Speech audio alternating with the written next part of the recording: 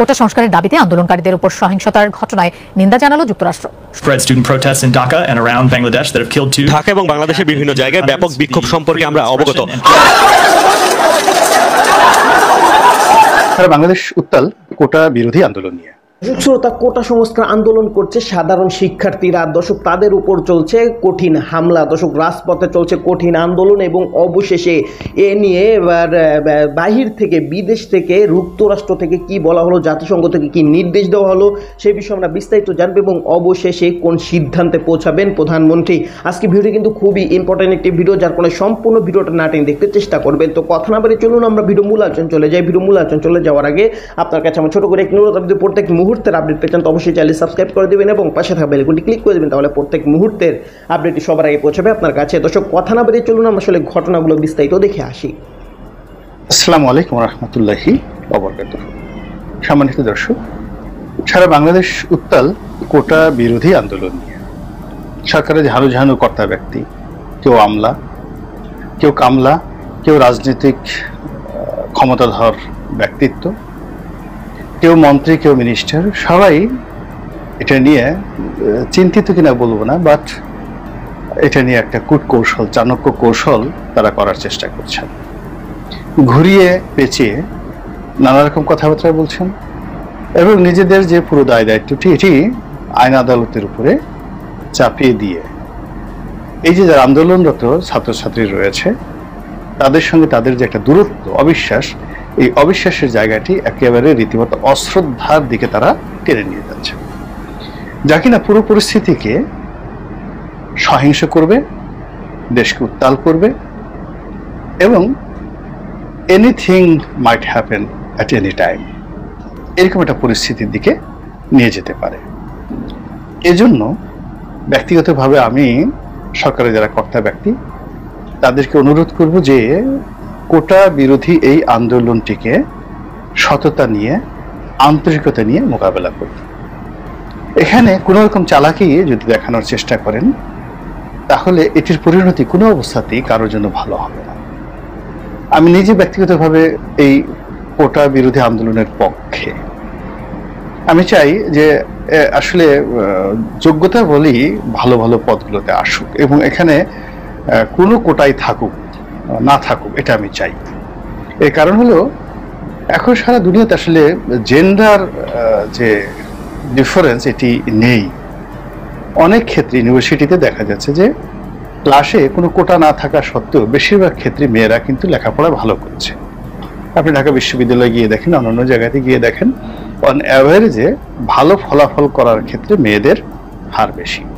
তো কাজেই যে মেয়েরা ঢাকা বিশ্ববিদ্যালয়ে সবচেয়ে ভালো সাবজেক্টে পড়ছে, দেশের বাইরে পড়ছে, একা একা চলে যাচ্ছে, ডাক্তারিতে ভালো করছে, ইঞ্জিনিয়ারিং ভালো করছে, তার কেন কোটা পদ্ধতি নিয়ে এখানে ঢুকতে হবে? এবং কোনো এরকম ফার্স্ট ক্লাস পাওয়া মেয়ে তারা কখনোই এই জিনিসগুলো আশা করে না।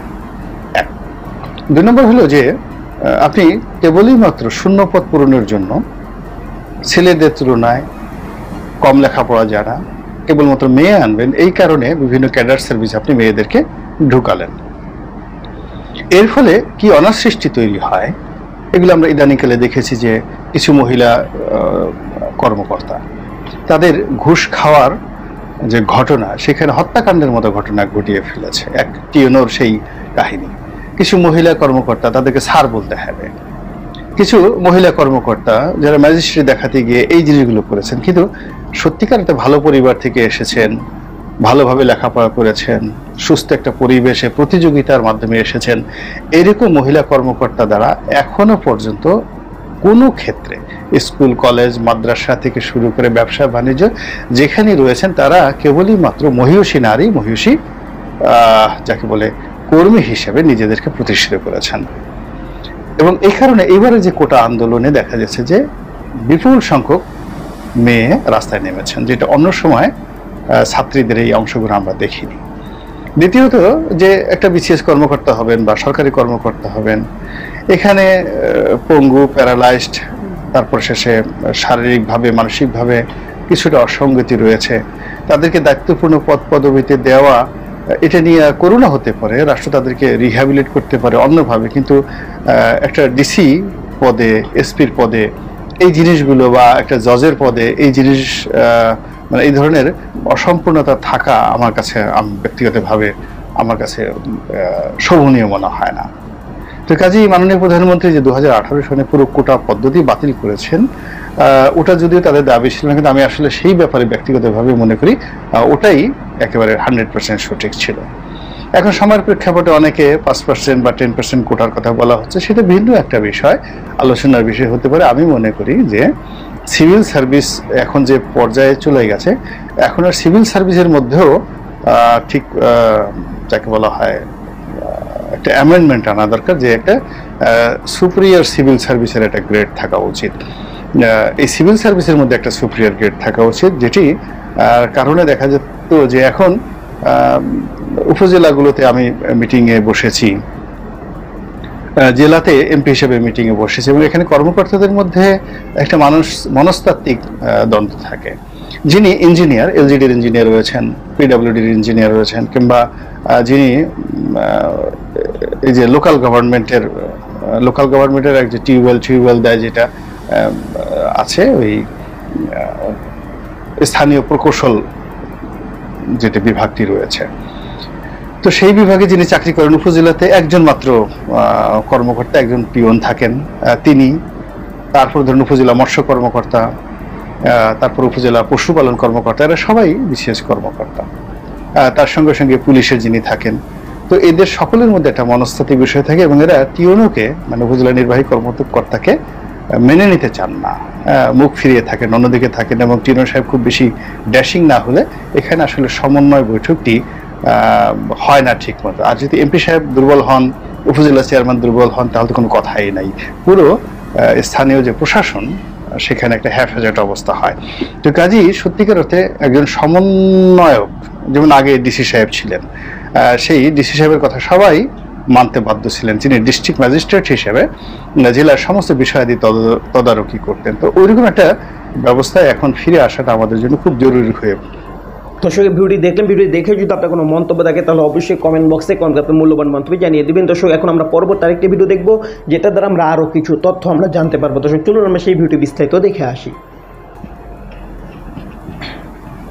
কোটা সংস্কারের দাবিতে আন্দোলনকারীদের উপর সহিংসতার ঘটনায় নিন্দা জানালো যুক্তরাষ্ট্র। সোমবার নিয়মিত ব্রিফিংয়ে এক প্রশ্নের জবাবে মার্কিন পররাষ্ট্র দফতরের মুখপাত্র ম্যাথু মিলার বলেন, শান্তিপূর্ণ সমাবেশ গণতন্ত্রের জন্য অপরিহার্য। Spread student protests in Dhaka and around Bangladesh that have killed two. Dhaka এবং বাংলাদেশের বিভিন্ন জায়গায় ব্যাপক বিক্ষোভ সম্পর্কে আমরা অবগত। বিষয়টি গভীরভাবে পর্যবেক্ষণ করা হচ্ছে। মত প্রকাশের স্বাধীনতা এবং শান্তিপূর্ণ সমাবেশ যে কোনো বিকাশমান গণতন্ত্রের জন্য অপরিহার্য। আমরা শান্তিপূর্ণ আন্দোলনকারীদের বিরুদ্ধে যে কোনো সহিংসতার নিন্দা জানাই। যারা সহিংসতার শিকার হয়েছেন তাদের প্রতি আমরা সহমর্মী।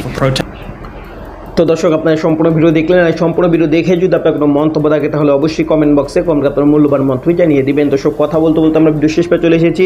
ভিডিও শেষ করার আপনার কাছে আবার অনুরোধ করছি, আপনি প্রত্যেক মুহূর্তের আপডেট পেয়ে চান তো অবশ্যই চ্যানেল সাবস্ক্রাইব করে দিবেন এবং পাশে থাকা বেল বাটনটি ক্লিক করে দিবেন, তাহলে প্রত্যেক মুহূর্তের আপডেটটি সবার আগে পৌঁছাবে আপনার কাছে।